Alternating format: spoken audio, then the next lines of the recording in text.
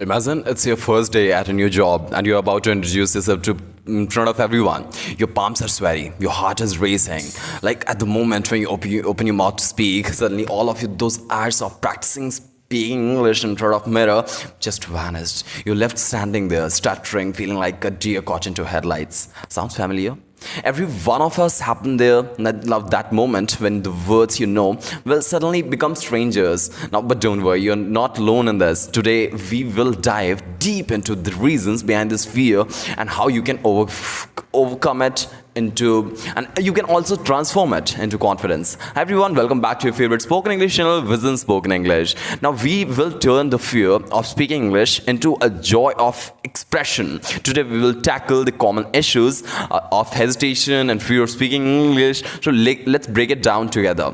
What are we going to cover in this is that first I'll tell you why do we freeze at the time when we are speaking English, common mistakes associated with speaking English, practical steps to build confidence, and how do you find your voice in English even if you're alone.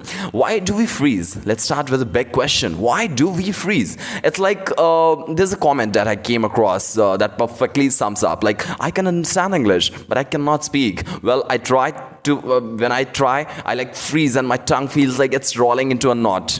That feeling of freezing comes from our brain switching into panic mode. It's like trying to run a marathon without warming up. Your brain knows the words, but the stress blocks the path of your mind to your mouth. It's all about sneaky brain chemicals, cortisol being culprit here. But when you're stressed, your brain floods with cortisols, saying like, oh, danger, danger, danger ahead. Except there's no real danger.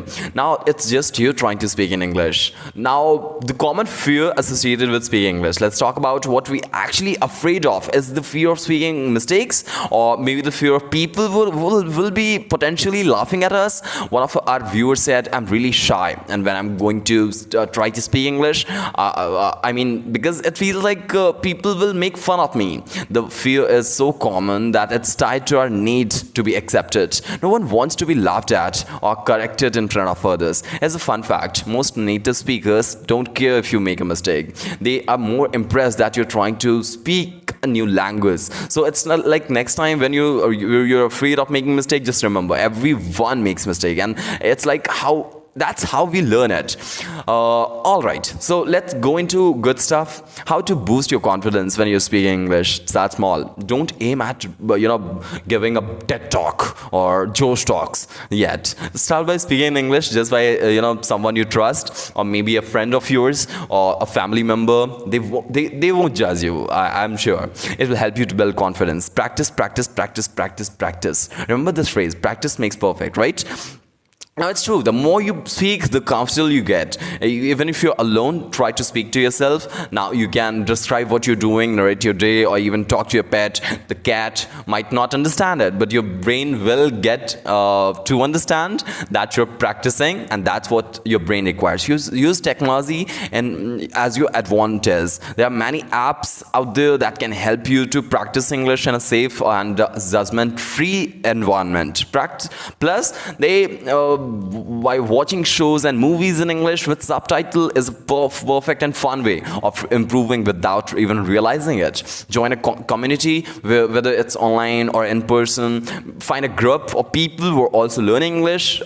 You'll find that you're not alone. You'll all laugh at the mistakes of others, and together you'll make that a better place for everyone. Remember, community is really powerful. Now, what if you don't have someone to talk to? One of the viewers asked, what if you don't have someone to talk to?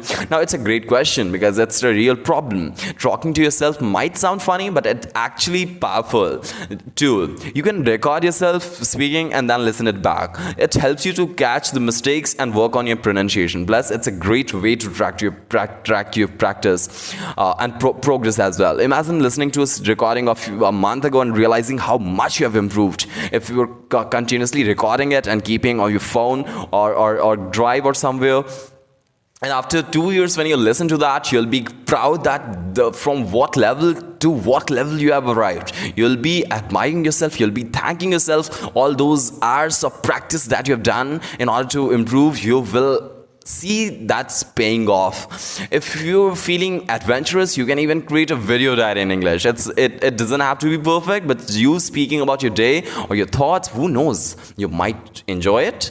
So there you have a roadmap to conquering the fear of speaking English. Remember, it's okay to make mistakes, it's okay to feel nervous, but don't let that stop you from practicing and speaking up. The more you speak, the easier it gets, and the soon enough you'll find yourself speaking English with a confidence that you're always dreamt of. With these positive note, I want to stop this video.